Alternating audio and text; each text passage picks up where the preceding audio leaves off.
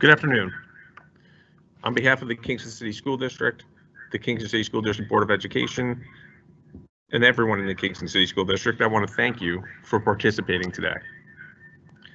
We are recording this meeting and will post it on our Kingston City School District YouTube channel tomorrow morning. I have a few brief comments and will leave most of the time to answer your questions. You can send your question at any time during this meeting. We most likely will not get to every question posted, but we will do our best. Today, I also have with me Ms. Beth Lewis-Jackson, our Director of Special Education. She will assist in answering any questions regarding our special education program. As of today, we are continuing to plan to return to our hybrid learning plan on Tuesday, January 19th, 2021. I am working with our COVID-19 director, our medical director, and our county health department daily to make sure we are safely bringing our students back to our school buildings. Our current community and school data indicate re-engaging in our hybrid learning plan is appropriate at this time. I want to emphasize, no changes will be made to our hybrid learning plan at any level prior to the start of the second semester, which begins on February 1st, 2021. I also want to encourage all of you to answer the survey on our website so we have the most complete set of data available to make the decisions about changes in our program after February 1st. Your input in coordination with our faculty and staff will determine what and how we change and improve our program moving forward. We will now start to take questions.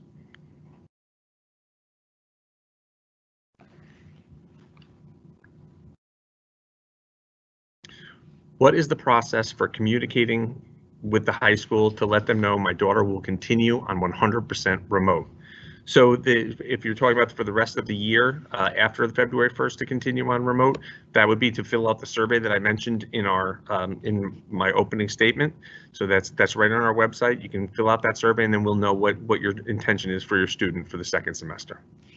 If you've already stated that you would be remote for the first semester, for the next several weeks you are still remote. We know that you don't have to do anything.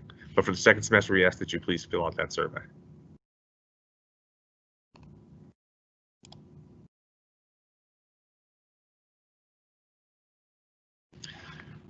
If class numbers are as low as 3 students in high school classes, why isn't a return to 4 days being considered for secondary students for Q3? Well, again, that data is not accurate across the board. There may be a class here or there where we're seeing those low numbers, but it's not the case overall. So we are looking and focusing on our elementary right now to bring more students in there, but we will continue to look at the high school as we move through the third marking period to see if there's more students we can bring in.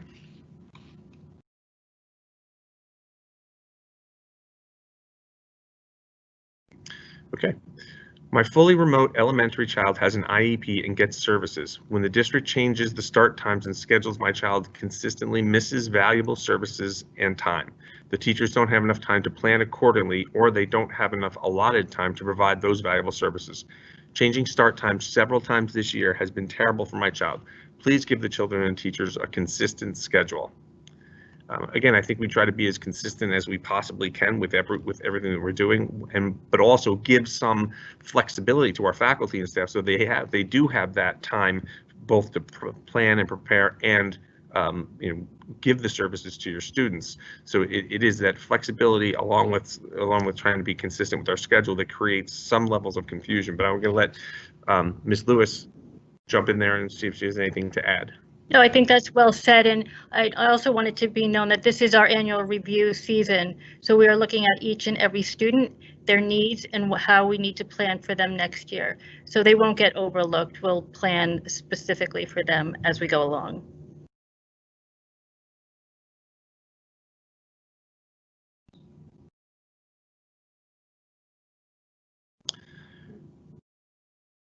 Can you please speak about how the shortage of vaccines from the state and federal level is going to impact the teachers in the district getting their vaccines?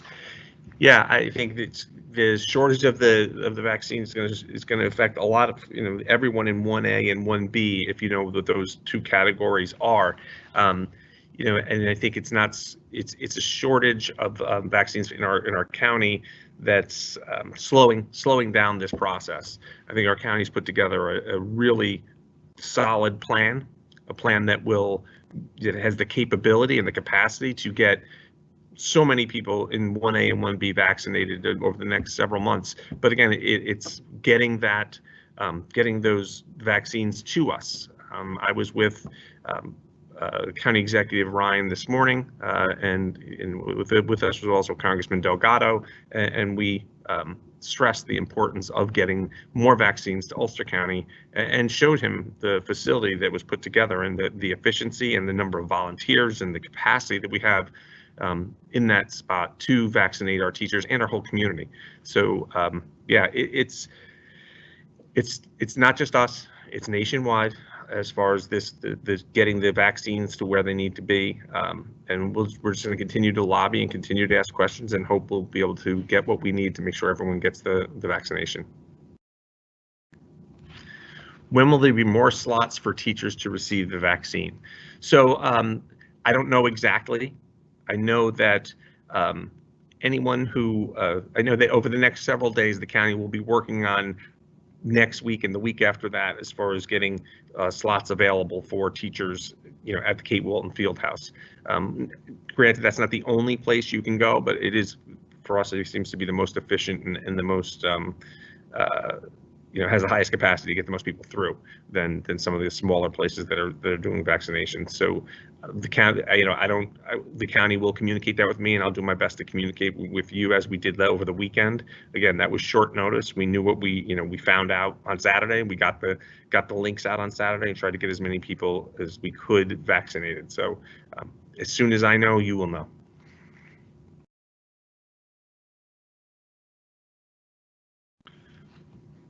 Was the safety of students considered when the clinic was placed in the field house? And why weren't parents notified that students will be walking to neighborhood center for PE class? Safety was absolutely considered. There were a lot of things considered, and I gave a short presentation for the Board of Education a couple of weeks ago. We definitely looked at safety. The field house is a separate building from the rest of the Kingston High School campus. We were able to separate the parking, separate anyone who's going in and out of the field house. No students are in the field house for any activities at all. And again, I know it's a sacrifice that we've made, and there's a lot of issues around that, a lot of things we have to fix and work on to make sure our students can participate in PE. But we felt, working together with the county, the location, the capacity of that building, the parking, the fact that it's a brand new building with brand new heating, brand new wiring, access to technology and the internet, as well as accessible, very accessible, walking distance for many of our families. So it was really the perfect spot. And again, there's some sacrifices we had to make, and we're going to do our best to provide everything we can for our students. But most of our parents out there, I'd say, want our students back to school, back to regular school, real school. And I think the best way to do that is to get our community vaccinated and get our teachers vaccinated. So to me, it was a really good opportunity for us to have a convenient location for our community, and also a convenient location for our faculty and staff to get in there and get their vaccination, so we can look at 2021, and maybe it won't be till September, but at least by September have that be back to 100% of our students in-person learning 100% of the time. Parents have not been notified about walking to the neighborhood center PE class because we have not solidified that as of yet.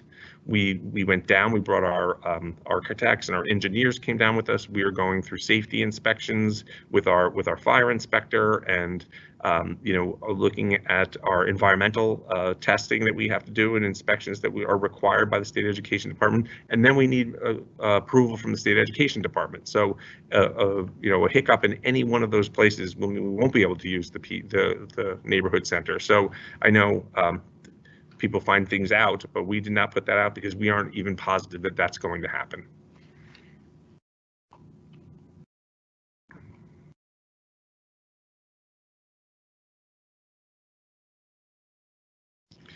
My child's classmate hasn't been at class at all since winter break. What is the district doing to reach out to families like hers? Her family doesn't speak English. We're doing, I think we've kind of went over this a few times in our board meetings as well. Each one of our, at the elementary and secondary level, we have processes in place.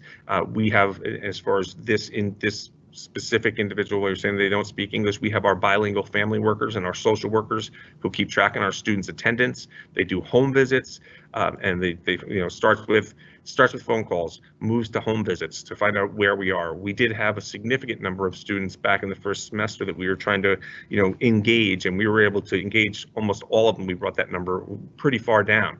So we're continuing that process. We see who's been participating. The teacher, reaches out. The teacher then reports it to administration. We bring our social workers, and our bilingual family workers, if they're necessary, into play, so we can get out there and find out what's going on and how can we help.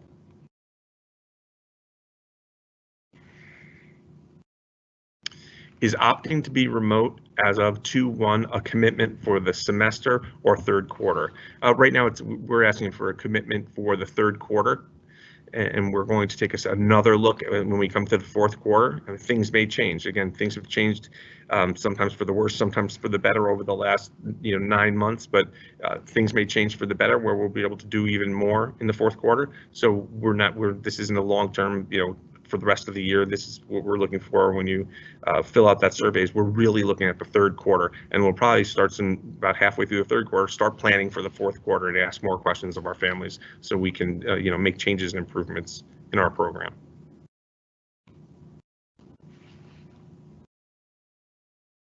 When will the district let parents know what the plan is for elementary students come February 1st? Our elementary team is working on that. Our teaching and learning team is working on that with our teachers.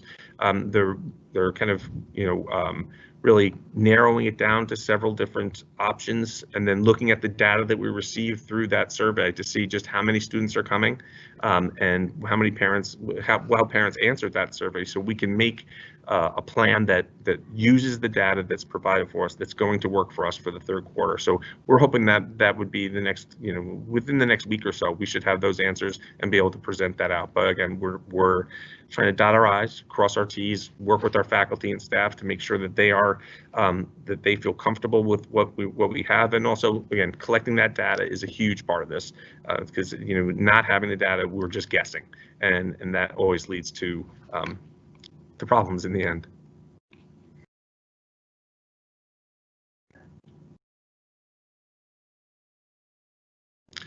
How can I get my son, who has now been placed in an integrated class, to be able to go into in-class school for 4 days? I'll let Ms. Lewis take a look at that. Hi, yeah, so we are looking at the data, and we'll look at the county data to see what's safe. We do want to bring our kids back as soon as possible, but we really do have to, as Dr. Padalino said, look at our data and look at the rates in the county before we make that decision. But that is definitely our goal. Thank you. And as of right now, we have all of our self-contained students with disabilities are attending 4 days a week, and as we continue to see data come in, we'll be able to open that up to more students if the data gives us that information. This person must listen to me a lot because they said depending on the data. I say that all the time. Will it be possible to adjust the start time for high school students? A lot of our secondary students are having a hard time adjusting to the 7:50 start time. I think nothing's off the table. I know people don't like the inconsistency and people don't like change. But we do each time we make a small change. This is like throwing a stone into a pond. The ripple goes everywhere between food service, master schedules, bus schedules, all those things. So every time we make a change, we have to consult and re-coordinate.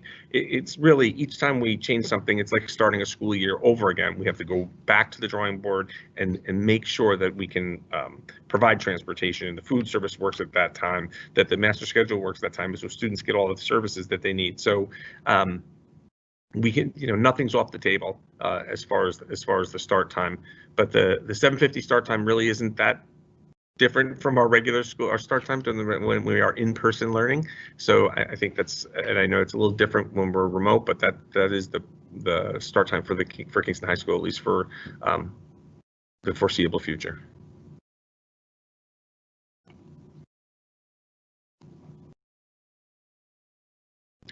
Is there any information on whether Regents exams will be held at the end of the school year? No, there's not at this time. We know that there will be no January Regents.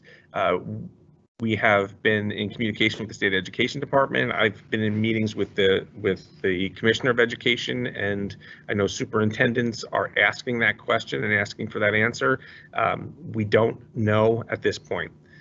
We also don't know about the 3 through 8 testing. People are asking that question as well. So we don't know. We're waiting for guidance and answers from the State Education Department as to whether or not they'll be administering the Regents exams in June. As I said, we know that there are no Regents exams in January, but we don't know for June at this point.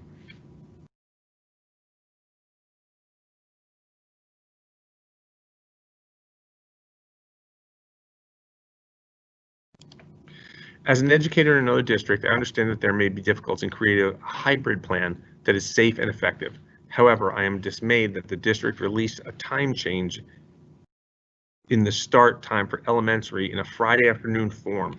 Why was there not enough communication in the change of time? This created a scrambling to cover for childcare for parents who both work. I guess I'm not exactly sure if you're talking about the possible time change for February, because again, that has not been determined at this point. But we are, we strive to get information out as quickly as we can as we work through these times. Sometimes things do happen last minute, but we're doing our best to communicate early and often about any changes that we have.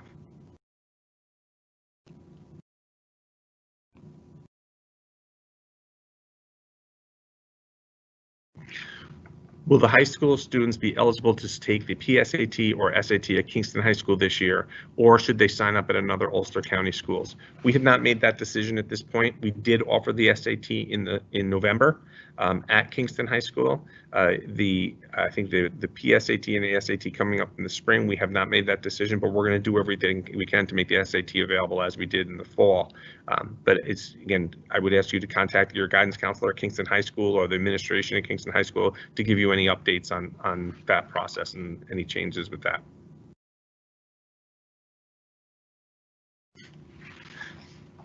What zone are we in right now? Will you be testing 20% of the school population? Safety is a main concern of our students and teachers. That's a good question. We have not been identified as any one of the zones. Orange, yellow, red, we have not been identified by the State Department of Health as any of those zones. And quite honestly, from when I look at, unless I'm incorrect, and I don't think I am, there have been no additions to the zone, the microcluster zone identification since before Thanksgiving. So I don't know if that's the state has decided to make some changes and they're just not there yet, or where they are with that, but we do not have any new information around zones. We are not currently identified as a zone. If we are identified as a zone, we will be required to test 20% of our school population. We did send out a permission form to families, and that's still out there. If you want to sign up to give permission to test your students, we need to have 20% in each building. It's not a district-wide number. Each building has 20%. If we don't have 20% and we are identified in a zone, we will not be able to have a hybrid program. We will have to go fully remote in that school or in whatever as district if it's every school. So we are not testing at this point. We haven't been directed to test. We have not been identified as any kind of zone.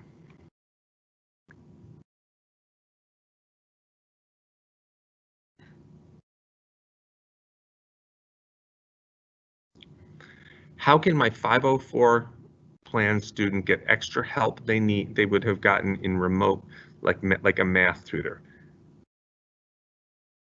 How about a kindergarten that had an assistant at school during remote? Do they have special or in-class teacher?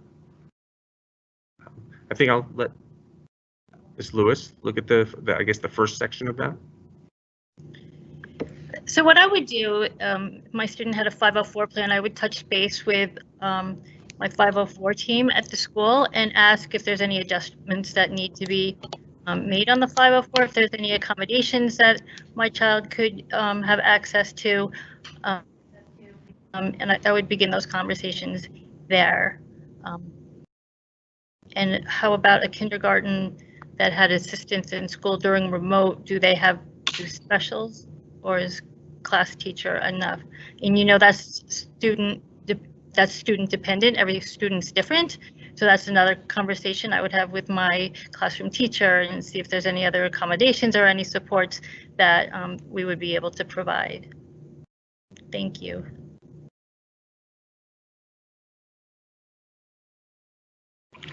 How many children will be allowed in each class to move forward with students returning Monday through Thursday, and why not Friday as well? Right now, I'll answer the end first. We're maintaining Friday as a remote learning day. Again, it's just to make sure that our teachers have the time that they need to do some of the catch up they need to do from the week. As well as community, touching base with students, making sure that they have that kind of a little bit of flexible time within this, because again, this is all new. They're doing multiple jobs at one time to try to find a little bit of space in their days, in their weeks, to be able to really reach out to individual students, catch up on things they need to do their planning, meet with each other. Those are things that are more difficult in our current environment. So we wanted to keep that Friday as a day for them to be able to have that, while still, giving instruction remotely to our students. But how many children will be allowed in class? It depends on the class. Depends on the size of the classroom. We've measured every single classroom, and I know at the elementary level right now, Dr. Felicello is going through and measuring them again, and looking at how many feet in each space, or how many students can be there, and is there furniture there that we can move out? Are there built-ins that we could have removed to make the room bigger? Those are kind of things that the elementary team has been looking at for the last month or so. So it depends. So the bottom line, the answer to the question is, it depends on the room. Most of our rooms can hold about 14 students in that class, socially distanced and in a safe way, as well as having the teacher in the room. Again, we then have to look, is it a classroom that has a teacher and a teacher assistant, or something? Classrooms have two teacher assistants, or if a student has a 1-to-1 aide. So we have to calculate all that in and take a look and say, okay, this we can have 12 in this class, 14 in this class, 11 in this class, because we have to bring all those things into account. So that's multiple classes and multiple buildings with multiple different models going on within the school. So not a great answer, but I would say the rule of thumb for us is 14.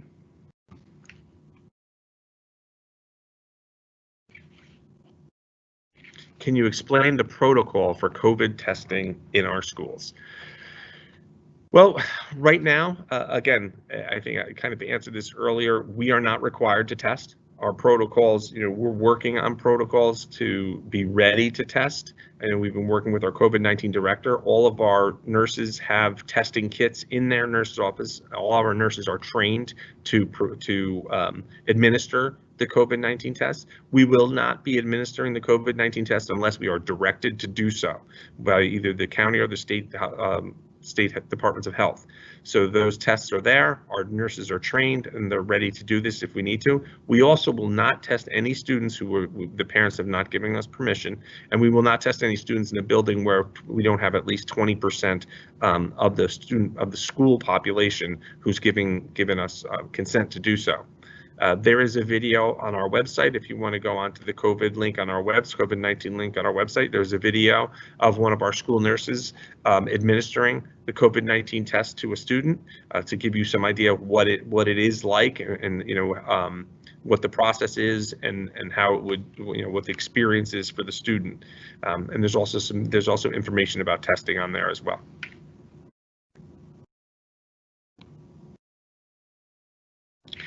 Are the students going to be required to get the vaccination to attend in-person school? Well, there's a short answer is no.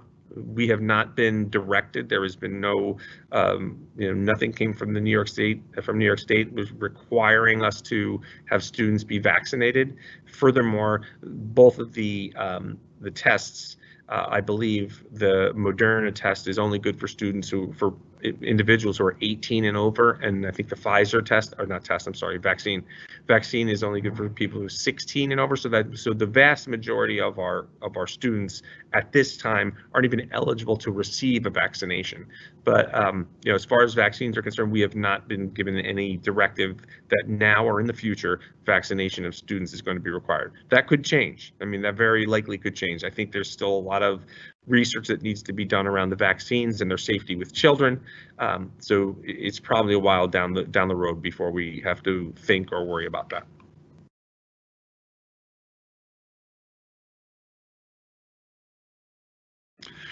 Will faculty and staff be allowed to get their first and second dose vaccines during the school hours now that students will be back in person? Yeah, we're going to work with our teachers and with our faculty and all the collective bargaining units to come up with a plan that works for getting it done. So, while we will have students in classrooms, as I've said a lot of times, and part of the reason we're using the field house is the way to get back to normal is to have a vaccinated faculty and staff. So we're gonna work within, with our building administrators and their scheduling, and with our unions to make sure that we're doing this in a way that is fair and equitable, and getting people in there to get the first and those second doses. The first doses, we've been working with our faculty and staff to get them in there even during the school hours. Coming back in person obviously creates some new hurdles, but we're gonna do everything we can to make that happen. We feel that this is the most important thing we can do to get us back to a normal school life for our students and our faculty and staff, and for all of you as parents.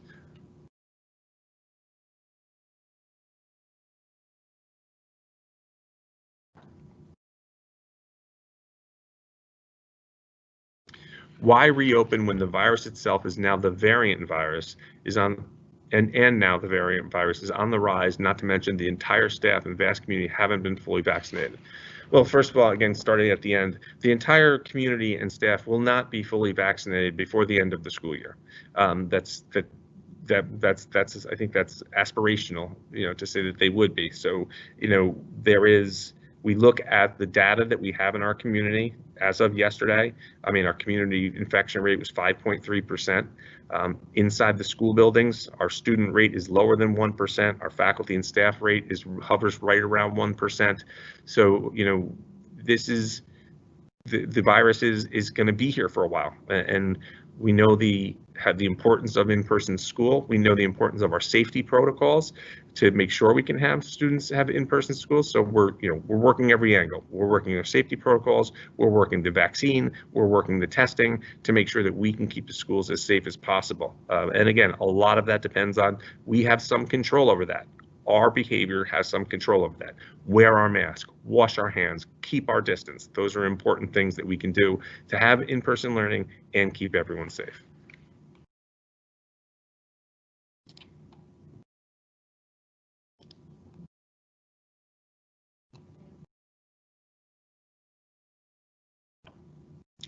What if parents do not wish for their children to walk to the neighborhood center for PE class?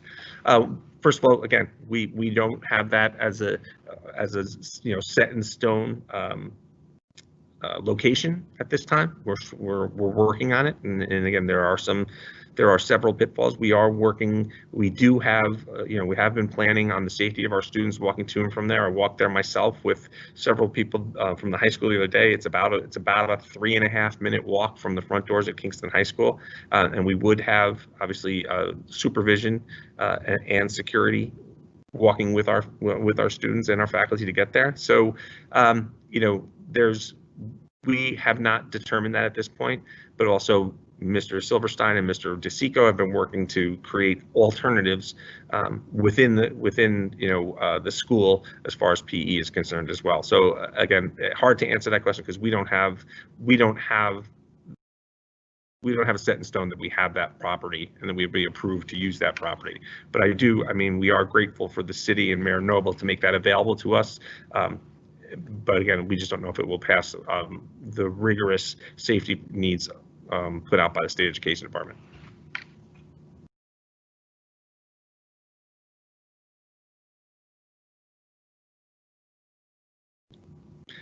How many bilingual family workers does each school have? How many are shared? As soon as there's money, can roles like those be prioritized, higher pay, more of them? Actually, just off the top of my head, I don't know how many bilingual family workers we have, but I think your question is a good one. And again, as soon as there was more money adding, we did add bilingual family workers last year, and we actually did also change the pay scale for our bilingual family workers. So we are a little bit ahead of you on that, but we understand, yes, we do. They've done unbelievable work, and even before COVID, they were doing unbelievable work, and they're some of the hardest working people in our district, and we have a great deal of respect and value what they do for us, as I'm sure members of the community do.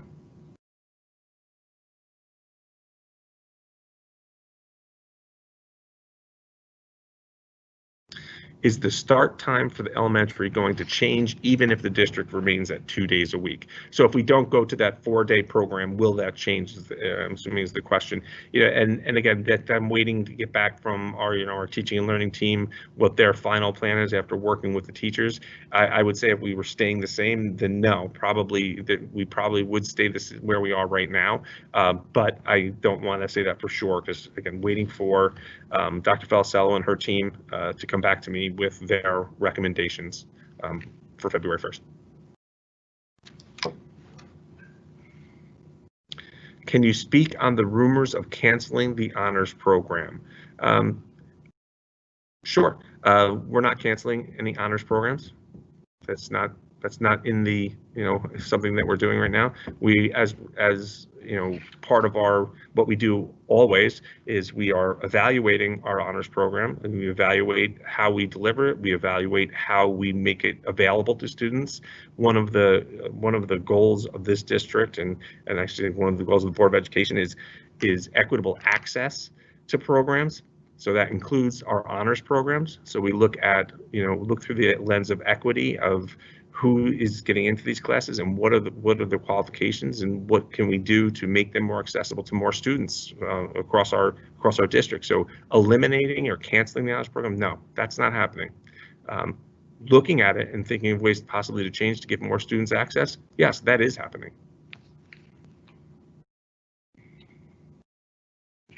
Any information about graduation plans for the class of 2021? I do not have any information on that right now. Last year, for the class of 2020, we did 10 graduations. We did them over a couple of days. We did 10 graduations, and it was actually, I think if you ask graduates of 2020 and their families, I think it went very well. It was actually very, it was really nice and a little more intimate than our usual graduation. If we have to go that route again, we will. We will not hesitate to do something like that for our students. But again, at this point, we don't know if the current regulations and the current guidelines and guidance around social distancing and large groups are still in place. We're going to do something differently, and it could look very much like last year, which again I think was very successful and very enjoyable for everyone.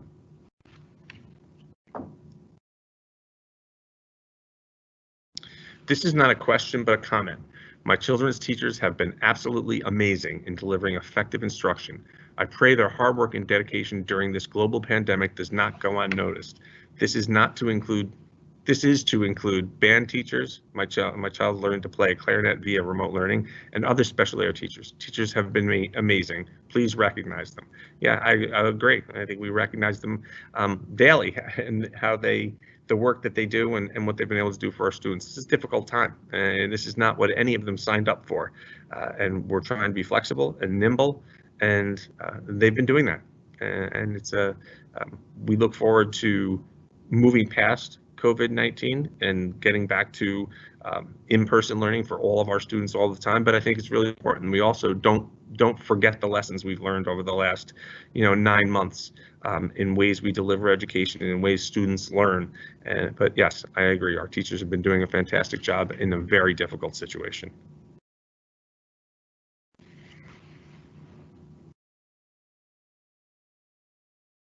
Will criteria for honors placement advanced classes change or be lifted? Many advanced students' grades are suffering due to the remote learning, and I'm afraid children will be left out of classes they actually belong in moving forward.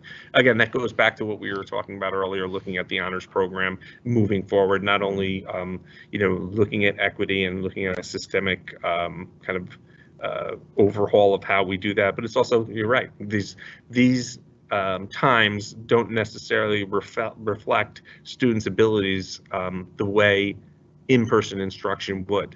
So again, that's why we're looking at this. We need to change. We need to be able to say, okay, this is what's happened in the last 9 months, and make sure we give students the opportunities to be challenged in higher level classes if that's where they should be.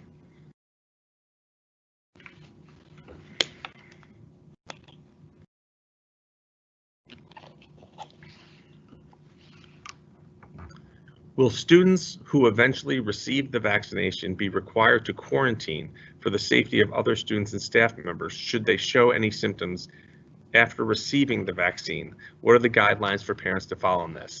Going back to an answer I gave earlier, right now, no one for the, I believe I may have them reversed, but I know there's the Pfizer. The Pfizer vaccine is only for 16 and over, and the Moderna is only for 18 and over, and I may have that reversed, but either way. So there's not very many of our students who are going to be vaccinated in the near future. So, we don't really have a plan around would they be required to quarantine, but depending on guidance from the Department of Health and the New York State Department of Health of how we would treat, say, our juniors and seniors maybe who are 16, 17, 18 and were vaccinated.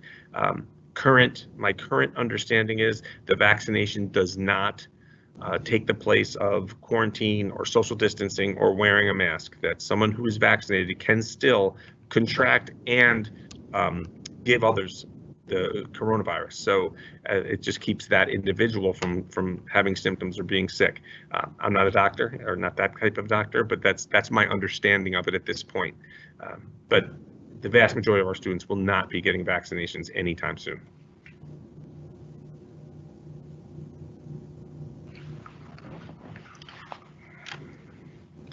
If identified in a color zone that requires testing, do all of our buildings have the 20% consent needed? No, we do not. None of our buildings at this point have the 20% consent needed. So again, I ask parents, if you're listening to this, go onto our website, take that, look at that permission slip. If you are willing to have your student tested, should we be brought into a zone, please fill that out and get that back to us. That's an important piece of information for us if we do get put into a zone. Going back to what I said a little earlier, again, we haven't seen any changes in the zone designations over the last 3 months almost. So we're not sure if we are going to be, but to be ready to have that permission, if you do give permission for your student to be tested, would be a really important piece. If we don't have the 20%, we will go fully remote until we do have the 20%, or we are not, or no longer part of one of the identified zones.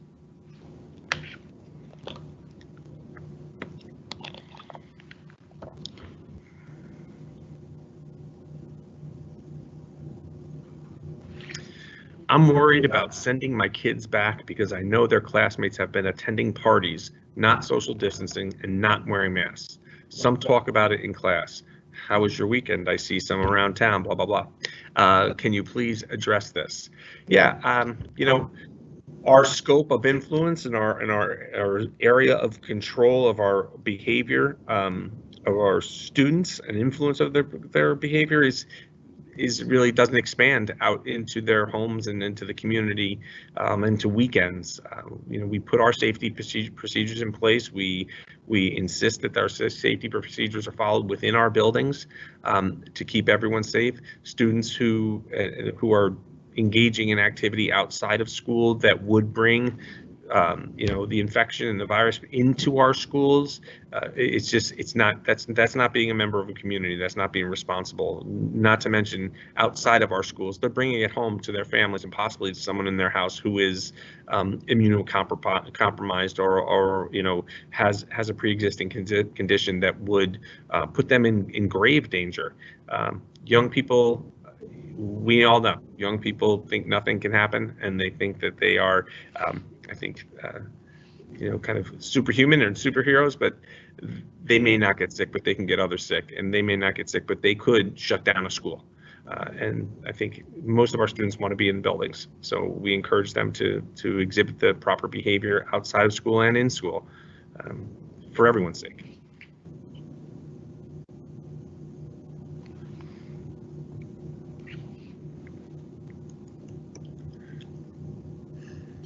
I have heard of positive staff members not being fully disclosed in your count released. Can you elaborate on the required recording to the public? Yeah, absolutely. We are required to record to the public any case that is confirmed to us by the Department of Health. So you may hear in town something, oh, Joey has, Mr. Smith or whatever has coronavirus. If we're not informed of that by the Department of Health, we don't know. And even if the individual informs us, we will quarantine them, but they are not confirmed by the Department of Health. So we have to find out. We have to see the positive test. The Department of Health has to confirm them. And then the Department of Health also has to release them from quarantine after their 14 days. So, it's a flow of information back and forth. And I think people think we have a real time, updates, and we really don't. It changes every minute. It changed between 10 o'clock this morning when I spoke to our COVID-19 director, and 5 minutes before I came in this door, I got a new email that changed our numbers based on getting information from the Department of Health. We do our best to keep up with that, but as I said, our student rate at this point is less than 1% in the district, and our faculty and staff rate is right about 1%. Our student rate is actually 0.08%, and our staff is just at like 1.1%. So we know what we know.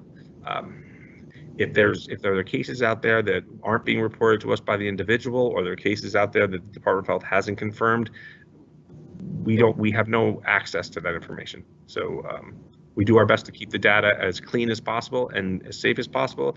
This is the data that we have at this time.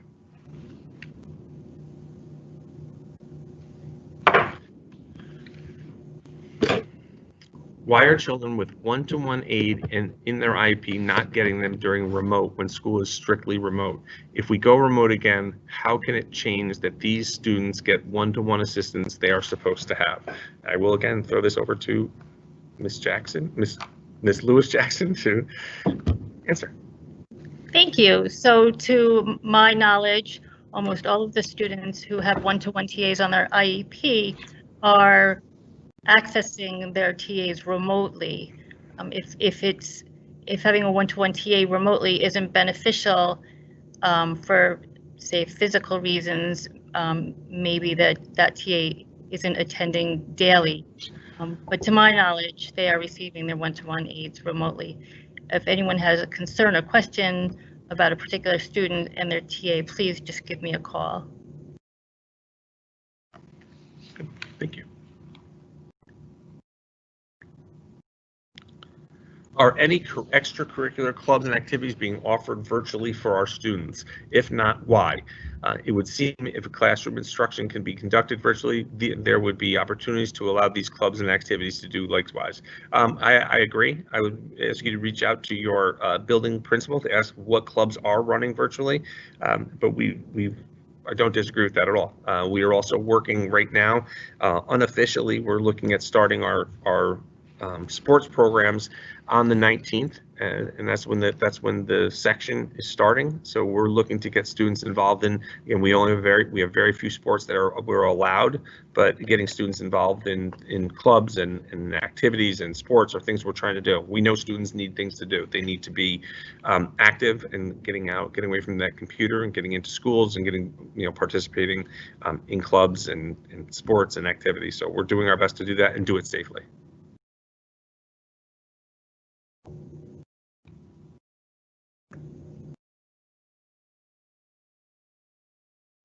How do you get the survey if you allow your children to be tested?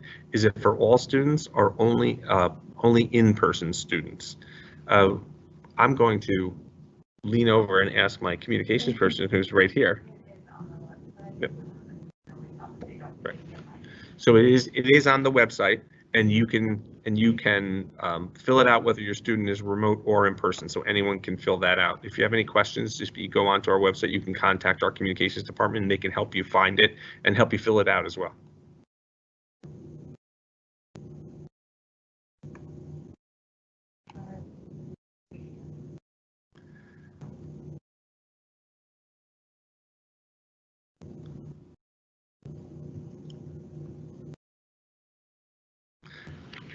How will I check my child's grades? Depending on what level your child is. Again, the best way to do it is to call your teacher or email your teacher or communicate with your teacher. We do at the secondary level have the parent portal, which there's a large story right on the front page of our website with the directions of how to get in there and be able to see. And you can see assignments, directions, and as well as there's a weekly email that comes out to parents about their students' activity on Teams that you should be getting on Sundays.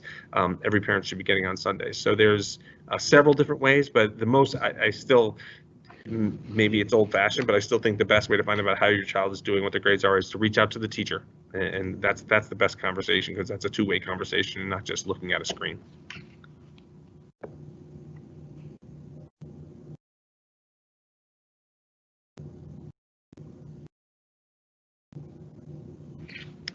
When the email comes from the district regarding the infection, it states 2 staff, 2 quarantine. It means that 2 people, it means 2 or 4 people. Is this information duplicated? No, it means if there are 2 staff who are identified as positive and then 2 others had to be quarantined because of the 2 positives. So it would be 4.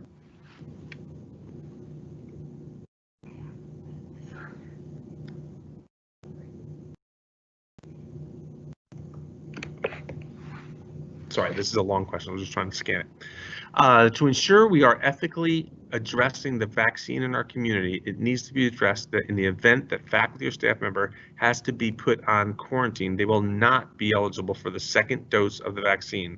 If this is one of the most important things to do, vaccination, why aren't we treating that way? Letting faculty staff finish with this and then bringing students back would be the safest thing to do currently. Yeah, well, I mean, I think that there's a lot in that question.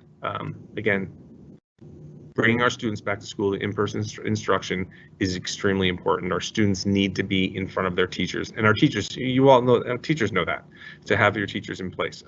And if it's bringing them back on the 19th with our safety precautions in place, if we follow our safety precautions, we wear our masks, we keep our social distance, we wash our hands, we are respectful to each other as a community, we'll keep the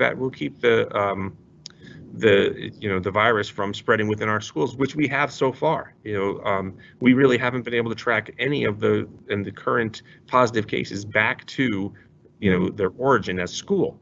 So this is our students need the education. They need in-person education. Some of our students will thrive with in-person education where they won't in remote. This is a difficult time. We understand that, but again, follow our safety procedures, follow our safety protocols, and let's move forward with our program.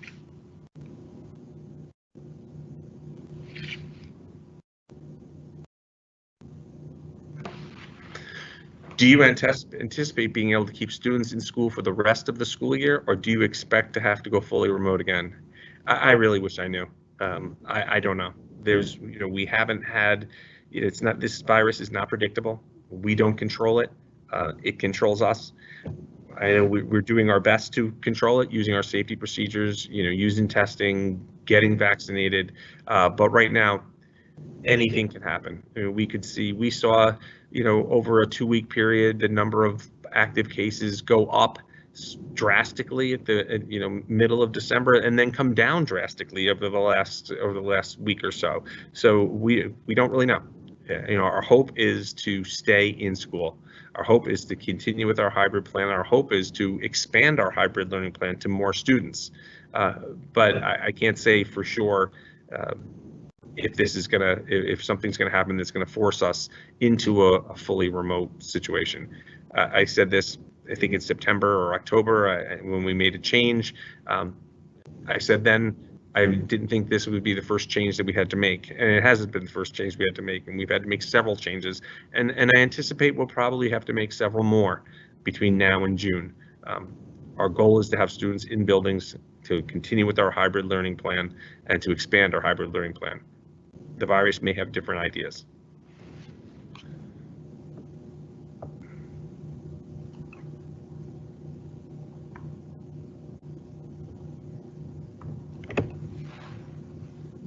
You've spoken about the reopening committees. What input has been given at the secondary level? How is it being implemented? The secondary level, again, that team is meeting with teachers, meeting with administrators, and making decisions based on the information that they have. I know the elementary school is doing the same, creating groups of teachers and groups of administrators to get feedback and decide what's our best way to move forward. Has the district discussed hiring an additional attendance social worker at the middle school level? We have not discussed that recently. Again, we are being in this model and also having a real not having any idea what our budget's going to look like moving forward as far as state aid. We're really holding the line on our spending. I know several school districts, have actually reduced spending in fear of losing state aid. So we've been holding the line on our spending, trying to do the best we can with the people that we have. But as far as having more than one social worker at the middle school level, attendance social worker, do I think that would be advantageous? Absolutely. If we get that type of aid from the state that we can expand, we would do that.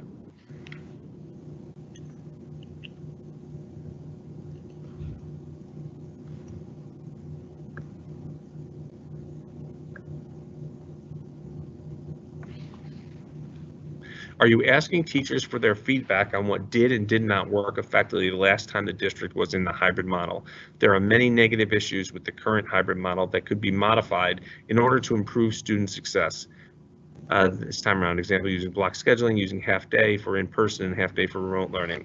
Those are all parts of the conversation that the teaching and learning team is having with, like I said, with teachers and with administration. For each solution that people have, they don't have the details behind all the other things, all the other working parts that need to go on. And some people will say, well, this district's doing that or this district's doing this. They need to look deeper into exactly what that district looks like or what that district's dynamics are. Some people are saying, oh, well, they're doing a half day. Well, that district owns their own buses. You never thought of that, but we don't own our own buses. So we work with our contractors at their availability because they serve several districts. So these are little things. That's just an example of different things that we have to look at that maybe a district that you're comparing Kingston to doesn't have to look at. And our size, the number of students and the size of our district is one of those things that is a challenge for us. So we have a lot of different, and again, not saying we can't do new things or different things. That's exactly what we're looking to do. But comparing what others are doing to what we're doing, you don't have all the details, and it's difficult to make a decision without those.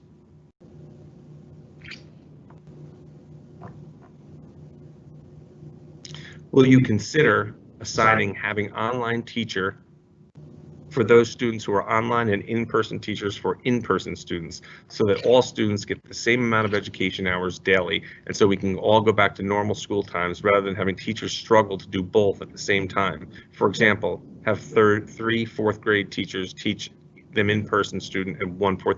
It goes back to the data, as I'm saying. We're looking at the things that we're trying to do and what our data tells us we can do. The safety protocols and procedures that are in place don't put us in a position to make a lot of decisions, a lot of changes that we would like to make.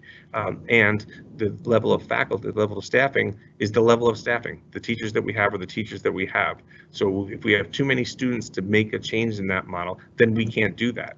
So those are things that have been looked at. These are things that have been discussed a lot, and really, I think ideally, would we have one teacher teaching a class and one teacher teaching remotely? Probably yes. We don't, but we don't have the faculty to do that with the number of students we have who are attending school.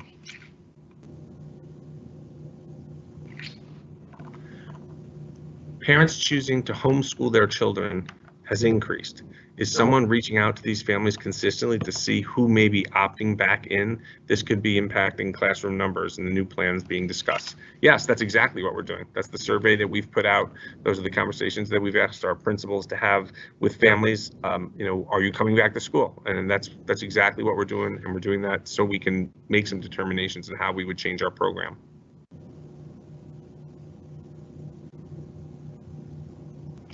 If the decision is made to bring elementary students in 4 days a week, will that be in their home school, or does that mean 7-12 will be all remote to allow for elementary school building spread? No, that would be in their home school. So I mean, you're referring back kind of to our original plan back in August to use all the buildings for our elementaries, but no, these would be in their home schools based on the number of students that we have who are coming for in person. So they would stay in their home schools.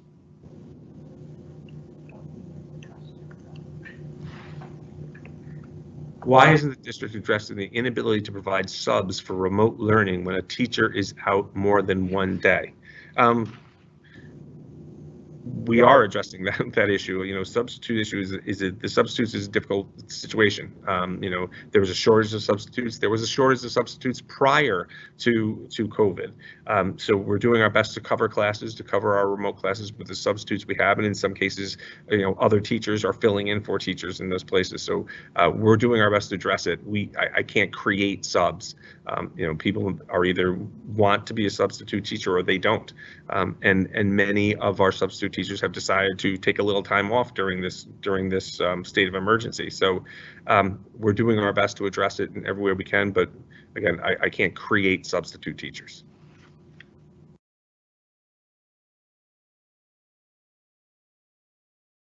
The question, can staff opt out of testing like students was just skipped? Oh, okay, thank you.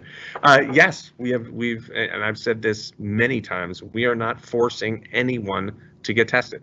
We understand that, you know, this would be a decision that we want people to make on their own, and at this point we are not forcing anyone, parent, student, or teacher, to participate in the testing program. We are asking for 20% of our building population in each building to give permission. So if we are identified as a zone, we can remain in our hybrid mode.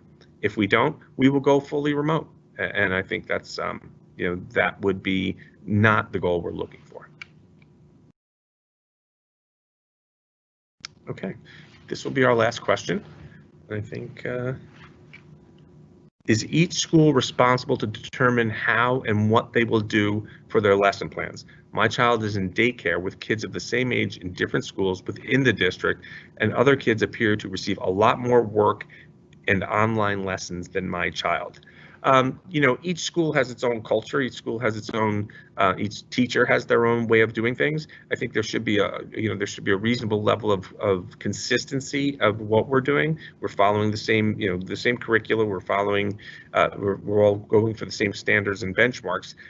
If there's issues with the delivery of education, or you have concerns about what's going on with your student, I would encourage you to reach out to your teacher and ask what's going on. But no, there should be consistency. Again, everything is not the same. We don't even want it that way. You know, every teacher is not going to teach the same way. Every teacher is not going to give the same, you know, same assignments. But we do expect we're all trying to reach the same, you know, benchmarks and follow the same standards.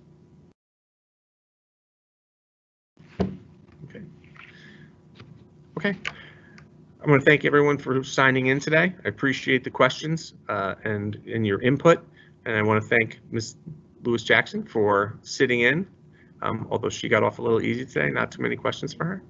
But we will be scheduling more town halls over the next several weeks, and again, we try to vary the times to make them available to people at different times, but we will send those out. You'll just keep your eye on our website for all information, including new town halls. So again, thank you for being here today and for participating, and be well.